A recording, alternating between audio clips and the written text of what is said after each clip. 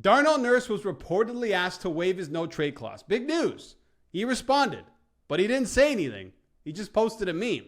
So here's a report, and it's from Elliot Friedman on the 32 Thoughts podcast. He said Edmonton went to check with all of their guys who had no trade clauses, who they would want to move, and say how many of you are willing to go places. So after hearing that, that's not necessarily shocking.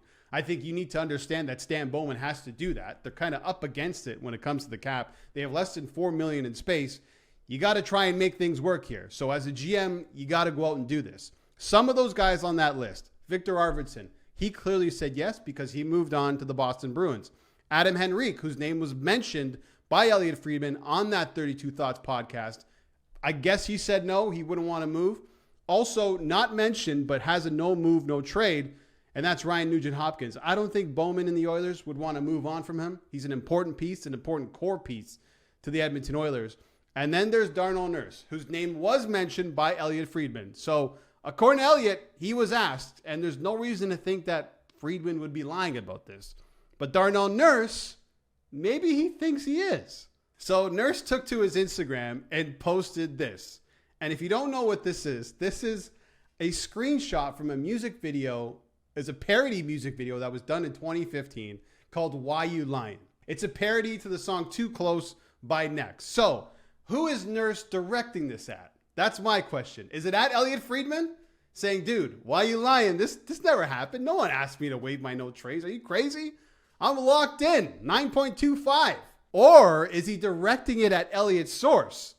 Because maybe he was asked, but maybe he said yes instead of no, he didn't want to waive his no trade clause. Who knows? We don't know.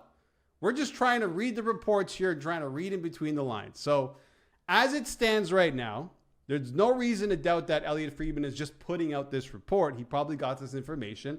So I'm going to assume that he was asked and decided to say no, and that's the player's right. You give him a no move, you give him a no trade, this is what's going to happen. It's up to them.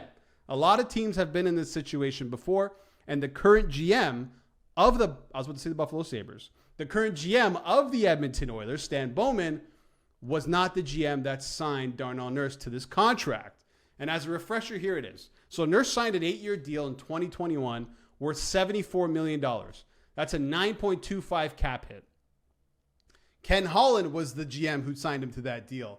Actually, before that, he actually signed Nurse to a 2-year bridge deal, which basically set up Darnell Nurse for a massive payday. But there's a lot more pieces to this story, and there's a reason why Darnell Nurse ended up getting 9.25, at least I think. Back then, Ken Holland traded for Duncan Keith from Chicago, took on his entire salary. Chicago then got Seth Jones and gave him a massive payday at over $9 million from Columbus. And then Columbus signed Zach Werenski to a massive payday at north of $9 million. So that basically set the market price for Darnell Nurse. So Ken Holland and the Oilers were screwed. They got to pay this guy. And at the time, it was classified as an overpay. At least I thought so. And I still think it's a little bit too rich for Darnell Nurse. It's, he's a top 10 paid defenseman in the NHL. Does he play like a top 10 paid defenseman in the NHL? In the regular season, maybe. Not in the playoffs. His performance seems to diminish a little bit, if that's the right word. It seems to take a bit of a dip in the playoffs. Whereas a guy on his team, Evan Bouchard, is kind of the other way around. Bouchard, not the greatest in the regular season. The mistakes really pile up, but in the playoffs, he steps it up. And that's one of the reasons he just signed a massive deal for 4 years with the Edmonton Oilers. So there's a refresher. This is what's going on with Darnell Nurse. So I started thinking right away. I go, if he were to say yes, would there be teams interested in Darnell Nurse? Of course. The problem is they're not interested. At least I don't think they would be interested in him because of his price. Now, if he was a 5 or 6, maybe even $7 million defenseman with as much term as he has, I think that changes. I think every single team in the NHL would consider bringing in Darnell Nurse. But that's not the case. It's 9.25. It runs until 2030. But as of June 1st, 2027, the no trade turns into a 10-team no trade. So that's something to keep in mind.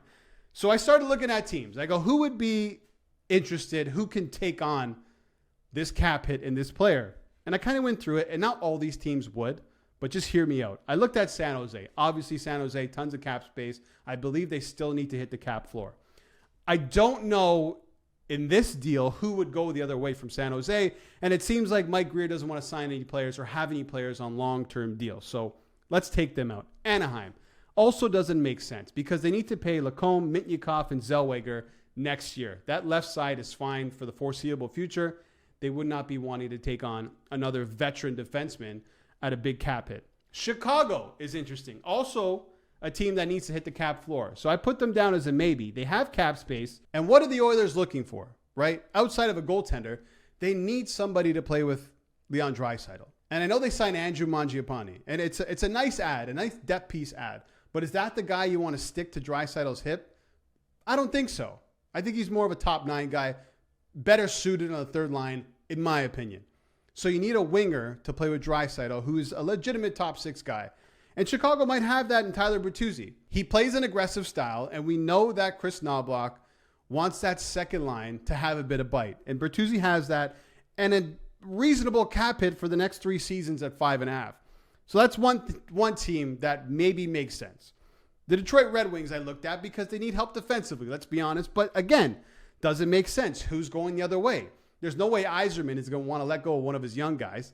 Like, they're not sending DeBrincat the other way. And I don't think Yzerman wants a player with this much term and this big of a cap hit associated with that. Buffalo's an interesting one. I mean, they don't need another left-handed defenseman. Let's be real. That's all they really have. They need some right-handed shot guys. But if they wanted to make some sort of deal, I don't know defensively who goes the other way, but Alex Tuch just feels like the perfect fit with Leon Draisaitl, doesn't he? 30-plus goal scorer.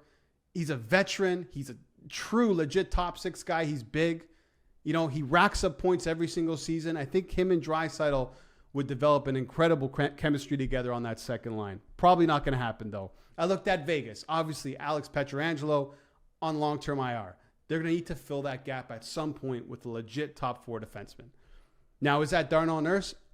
I probably don't think so. Also, they're up against him when it comes to the cap. And who's going the other way once again?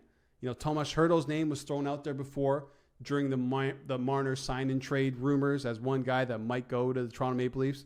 But the others don't need another centerman, and they need a winger, like I mentioned. You know, Mark Stone, would they be willing to move him on? Probably not. Pittsburgh is a name that keeps popping up online, and that's because it sounds like Erik Karlsson is on his way out. It's a huge cap hit going out the door.